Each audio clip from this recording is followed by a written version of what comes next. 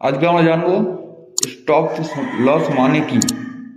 Stop loss মানে হলো, যদি আমি স্টপ লস না লাগাই তাহলে আমার পুরো প্রফিট, পুরো ক্যাপিটাল আমার লুজ হয়ে যাবে। ধরি আমি যদি 10,000 টাকা নিয়ে আসি ট্রেডিং করতে, 10,000 টাকাটা আমি লাগালাম ট্রেডিংয়ের জন্য। যদি আমি স্টপ লস না লাগাই তাহলে আমার পুরো 10,000 টাকাটাও চলে যেতে পারে। আর যদি স্টপ লস লাগাই তাহলে কিছু একটা কেটে, যতটা স্টপ লস লাগাবে ততটা কেটে বাকিটা আমার কাছে থাকবে, আমি পরের ট্রেডটাও তাহলে নিতে পারবো। কারণ এই এক্সপিরিয়েন্সটা আমার নিজেরও হয়েছে। আমি ইনফোসিসের শেয়ার কিছুদিন আগেই নিয়েছিলাম, নেওয়ার পরে আমি স্টপ লস লাগিয়ে রেখেছিলাম। স্টপ লস লাগানোর ফলে আমার আমার 500 টাকা লস হয়েছে, কিন্তু আমি সেভ আছি। এখন 9,500 টাকা আমার কাছে বেঁচে আছে। যদি আমি স্টপ লস না লাগাতাম তাহলে আরও লস হয়ে যেত।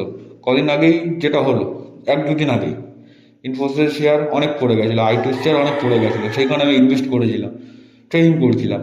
ঠিক আছে, সেটা আমার লস থেকে বাঁচিয়েছে। আমি বেঁচেছি বলে আমি পরের ট্রেড নিতে পেরেছি, পরের ট্রেড নিয়েছি বলে আমি ওখান থেকে লাভ করেছি।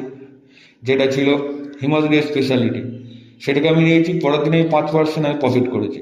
এখান থেকে 2% লস হয়েছে, ঠিক আছে, আমি 5% প্রফিট করেছি। এখন যদি আমি স্টপ লস নাই লাগাতাম আমার পার্সেন্টেজ পুরোই চলে যেত, পুরো 10,000 টাকার ক্যাপিটাল চলে যেত। হয়তো পুরো যেত না, কিছু যেত, বেশি যেত, 3,000 টাকা চলে যেত, কি 4,000 টাকা চলে যেত, কিন্তু আমার সেখানে 500 টাকা গেছে। আমি পরের ট্রেড নিয়েছি, সেখান থেকে আমি লাভ বার করে নিয়েছি, আমার ক্যাপিটাল আমি ঠিকঠাক রেখেছি। স্টপ লস না লাগালে এটাই প্রবলেম হয়।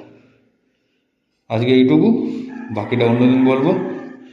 আমার চ্যানেলটা সাবস্ক্রাইব করে নিন, লাইক করুন। আরও এরকম ভিডিও চাইলে আমি আরও বানাবো। যদি 100 ফলোয়ার্স হয়ে যায় তাহলে আমি আরও ভিডিও নিয়ে আসবো এরকম।